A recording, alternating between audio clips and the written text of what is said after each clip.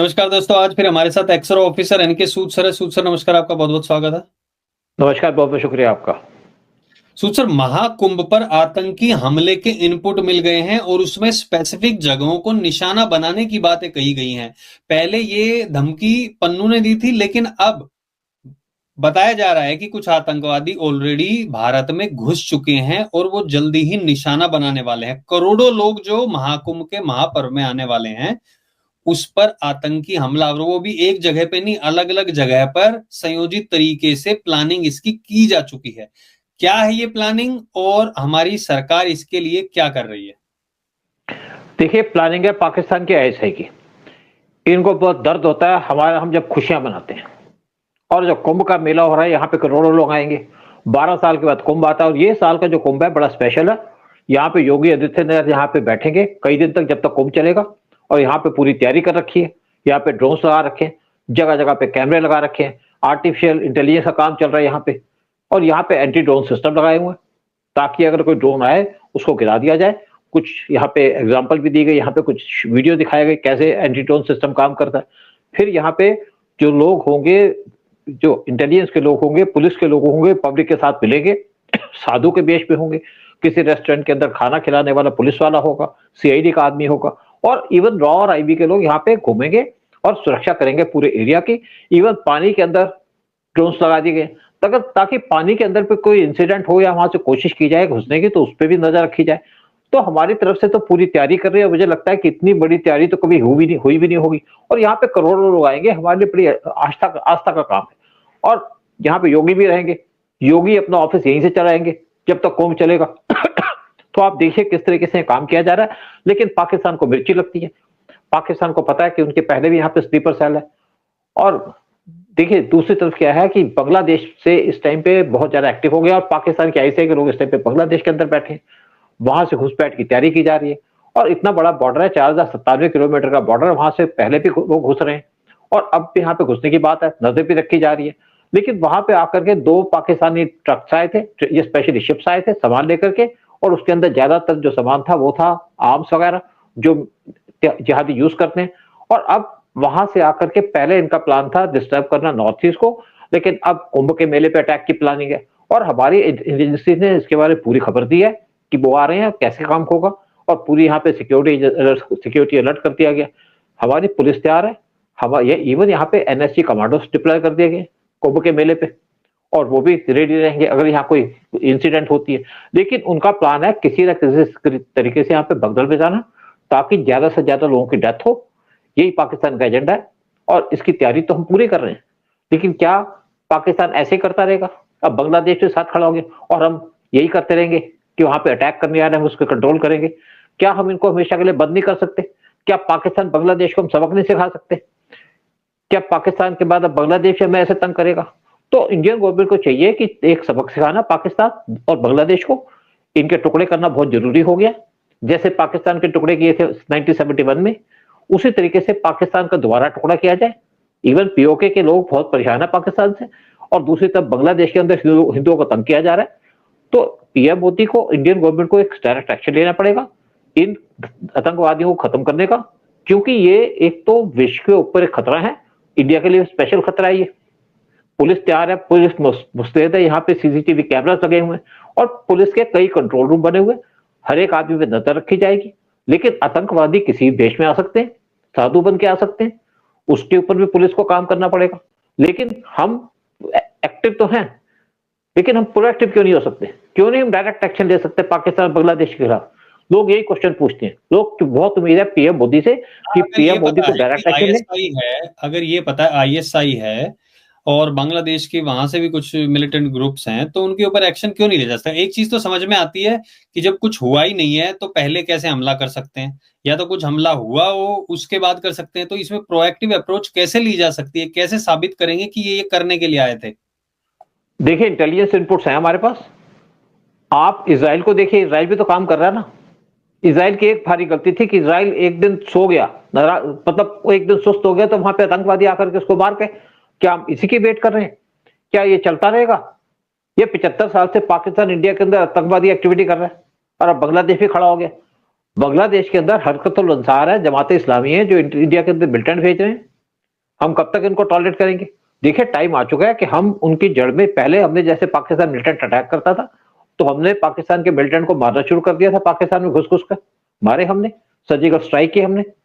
लेकिन अब हमें प्रोएक्टिव एक्शन तो लेना पड़ेगा। हम सिर्फ ये तो नहीं है कि हमें बर्ड खुश नहीं, हम बर्ड सबको हम खुश करना चाहेंगे। रोंगिया कोई घूम रहे होते हैं, जैसे सी के अंदर रोंगिया से अंडमान निकोबार आइलैंड के पास यूएन ने कहा कि कुछ रोंगिया जा रहे हैं यहाँ पे बोट में, उनकी बोट खराब हो गई है, तो हमने उन रोंगियास को उठाया अंडमान निकोबार आइलैंड में ले गए।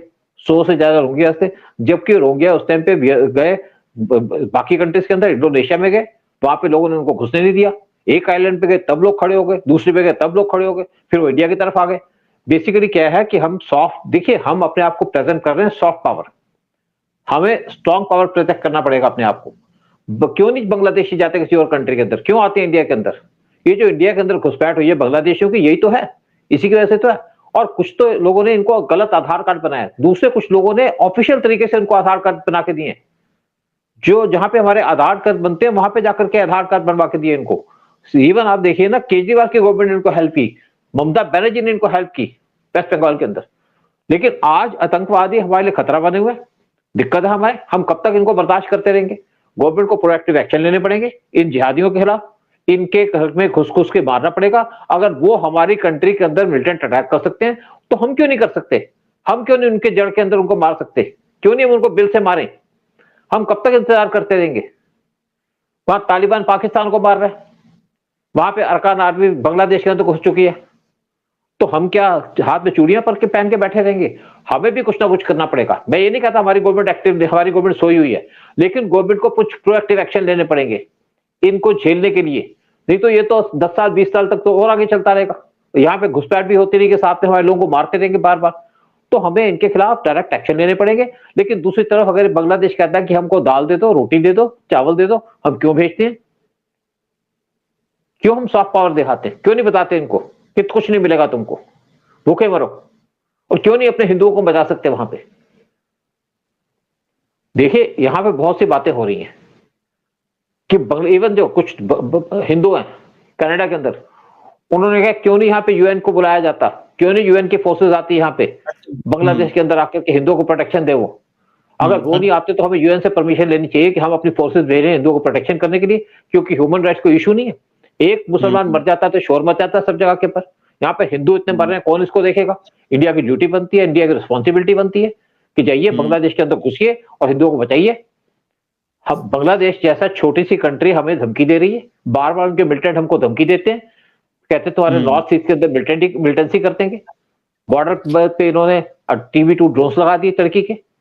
अच्छा सूट सर, एक चीज और है ना बांग्लादेश की, ठीक है हम यहाँ पे बात कर रहे हैं, तो जो सिक्योरिटी के लिहाज से जो तैयारियां की गई हैं योगी सरकार के द्वारा, यहाँ पे दिखा रहे ड्रोन भी हैं, कई लेयर की सिक्योरिटी की गई है, AI वाले CCTV कैमरे लगाए गए हैं, 2700 कैमरे, और पुलिस वाले भी लगातार निगरानी कर रहे हैं। देखिए अलग अलग तरीके की आधुनिक मशीनों से चेकिंग की जा रही है, ऐसा नहीं है कि बस कहने को चेकिंग कर दी। और आपने कहा कि साधु के भेष में भी आ सकते हैं, किसी भी तरीके से आ सकते हैं। तो यहाँ पे क्या लगता है कि ऐसे रोकने में ये लोग सफल होंगे, पहली चीज, और क्या भारत के अंदर भी कुछ ऐसे ग्रुप है जो इनकी मदद कर रहे हैं?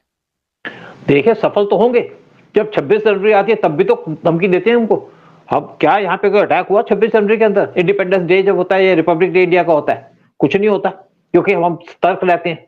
लेकिन दूसरी बात है कि यहाँ पे कोशिश तो करेंगे, इनके स्लीपर सेल है इंडिया के अंदर। अभी 8 लोगों को अरेस्ट किया गया जो हमारे चिकन नेक पे कब्जा करने के, यहाँ पे चिकन नेक पे डिस्टर्बेंस करने के चक्कर में थे। इवन आप देखिए बांग्लादेश की गवर्नमेंट कहती है चिकन नेक के पास ड्रोन लगा दिया उन्होंने।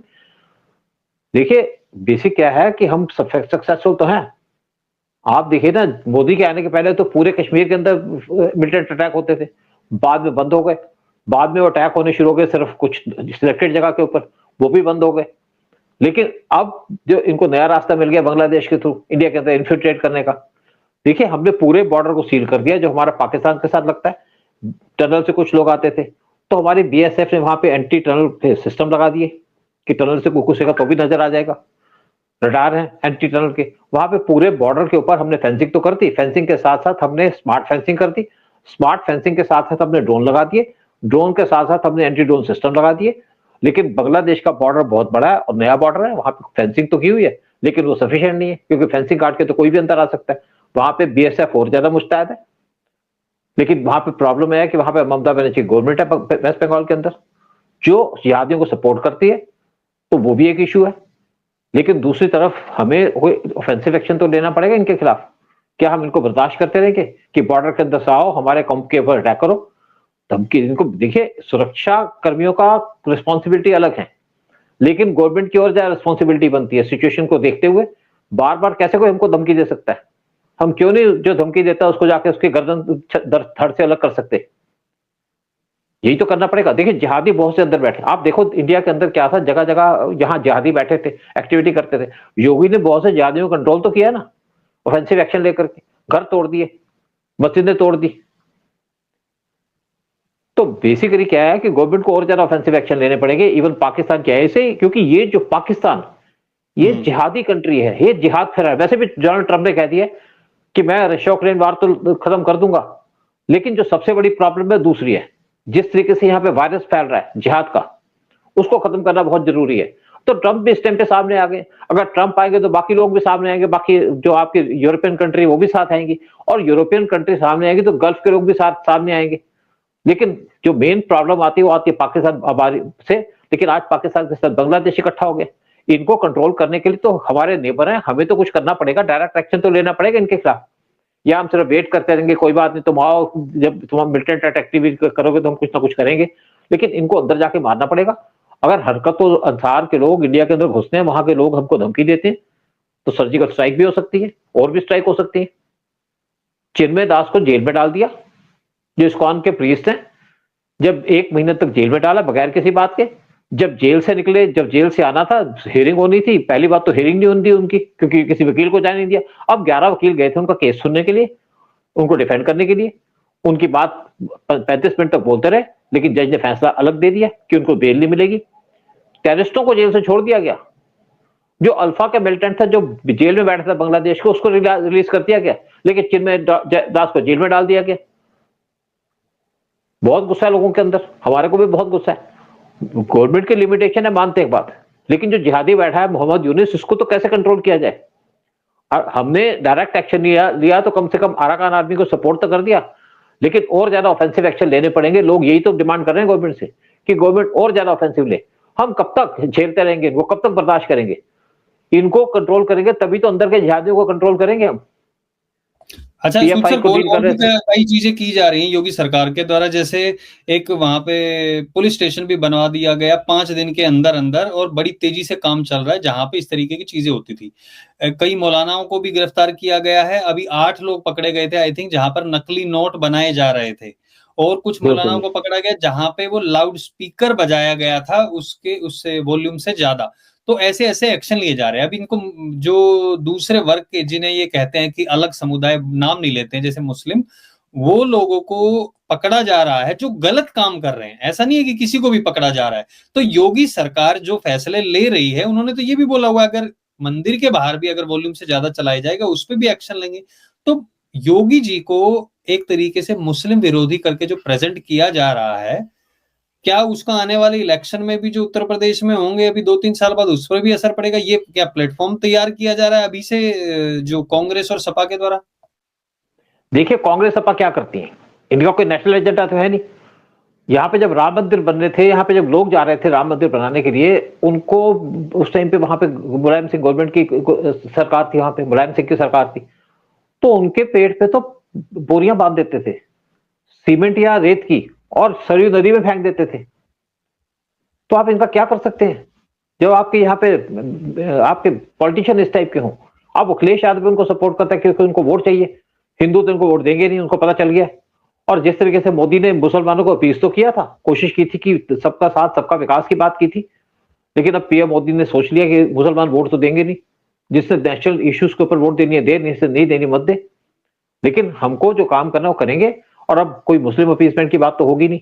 लेकिन चाहे राहुल गांधी हो चाहे अखिलेश यादव हो, इनका एजेंडा क्या है? कोई नेशनल एजेंडा तो है नहीं, देश की बात तो करते नहीं है, ये तो धंधे की बात करते हैं, यानी कि हिंदुओं को गाली देते हैं। और जब इलेक्शन टाइम होता है तो राहुल गांधी मंदिर चले जाते हैं, जैसे केजरीवाल मंदिर चले जाते हैं। लेकिन मेन इशू है कि गवर्नमेंट इन जिहादियों को कैसे टैकल करे। टैकल तो कर रही है, बड़े इफेक्टिव तरीके से टैकल कर रही है। देखिए सोमनाथ टेम्पल पे बहुत कब्जा कर लिया था जिहादियों ने, 110 एकड़ की जमीन को पीएम मोदी ने खाली करा दिया क्योंकि वहां पे एक्सपेंशन का काम था, जिहादियों को हटाना। यदि सोम टेम्पल के दीवार के साथ वहां पे जिहादियों के मकान बने हुए थे, इलीगल मकान थे, उनको हटा दिया क्योंकि वहां पे कहते हैं मंदिर बनेगा। तो आपके शिव मंदिर के साथ साथ पीएम मोदी ने कहा पार्वती मंदिर हो, यहाँ पे पार्किंग लगाई जाएगी, यहाँ पे और फैसिलिटी लगाई जाएंगी, और भी यहाँ पे मंदिर बनने थे, अहिल्या बाई का मंदिर बनना था वहां पे, तो उसके लिए 110 एकड़ की जमा करा दी। इवन कैंट बेटवा के ऊपर पूरे जिहादियों ने कब्जा कर लिया था। भाई आप अपनी लिमिट के अंदर हो, आपको क्या हिंदू से प्रॉब्लम है, क्यों आप हिंदुओं के मंदिर के आसपास बसते हो? हिंदू अपने मंदिर के आसपास रहे तो वहां पे भी कब्जा कर लेते हो। अगर यहाँ पे राम मंदिर था तो भी कब्जा किया हुआ था, और अब यहाँ पे जो कुंभ का मेला लग रहा है वहां पे भी जिहादी कहते हैं हमको आने दो, यहाँ पे तो यहाँ दंगे कराने दो, पत्थर फेंकने की तैयारी कर रहे हैं कुछ लोग, तो उनको अरेस्ट कर लिया गया। लेकिन जिहादियों को कंट्रोल तो करना पड़ेगा ना, और जिहादी के साथ साथ जो पाकिस्तान के ऐसे के लोग हैं उनको भी कंट्रोल करना पड़ेगा। हम उनको घर उनके दिल के अंदर क्यों नहीं मार सकते? मारना पड़ेगा, आज नहीं तो कल काम तो करना पड़ेगा। देखिए यूके के अंदर तो इन्होंने पूरा कंट्रोल कर लिया, ब्रिटेन के अंदर इनकी यूके की ब्रिटेन की गवर्नमेंट की गलतियों की वजह से वहां पर शरिया लॉ लग गया कुछ एरियाज के अंदर। जर्मनी के अंदर भी बार बार वहां पे जाकर के गड़बड़े करते हैं कुछ ना कुछ, जहां पे एक आदमी ने वहां पे गोलियां मार करके कुछ लोगों को मार दिया, जिहादी ने एक को, और सेम बात चल रही है यूएस के अंदर भी। तो डोनाल्ड ट्रंप ने तभी तो कहा कि जो सबसे बड़ा जो इस टाइम पे प्रॉब्लम आ रही है, जो कैंसर है, वो है जिहादियों का कैंसर, जो बहुत स्पीड से फैल रहा है। तो हमें हमारे को तो डायरेक्ट खतरा है इस टाइम पे पाकिस्तान से, बांग्लादेश से। तो एक प्लान तो बनानी पड़ेगी इनको खत्म करने की, किस तरीके से इनको खत्म किया जाए। मतलब जो भी गलत हरकतें करते हैं, जो भी जिहाद फैलाने की कोशिश करते हैं, यानी कि ऐसी घटनाएं करते हैं जिससे और लोगों को तकलीफ होगी, उसके ऊपर काम किया जा रहा है। और कुंभ की जो सिक्योरिटी है वो एक तरीके से अभेद मानी जा रही है, क्योंकि इतनी सुरक्षा के कड़े इंतजाम किए गए, स्नाइपर्स तक वहां पर तैनात किए गए हैं, और पुलिस वाले भी अलग अलग वेश में वहां पर होंगे। तो योगी सरकार अपनी तरफ से पूरी तैयारी कर रही है। हम आशा यही करते हैं कि जो भी वहां पे भक्तगण जाएंगे, करोड़ों में जो जाएंगे, उनकी सुरक्षा को लेकर वहां पर पुलिस व्यवस्था अच्छी रहे और कोई भी अप्रिय घटना होने से उनको रोका जा सके। आप लोग भी, जितने लोग भी देख रहे हैं, बहुत बहुत धन्यवाद। और कमेंट सेक्शन में जरूर बताएं कि आप लोगों का क्या सोचना है, योगी सरकार कैसा काम कर रही है, क्या वो अच्छा काम कर रहे हैं, और आगे भी क्या आप योगी जी को एज ए प्राइम मिनिस्टर देखना चाहते हैं क्या। बट बहुत बहुत धन्यवाद सूद सर आने के लिए, सारी जानकारी शेयर करने के लिए आपका। जय हिंद, जय भारत। जय हिंद, जय भारत।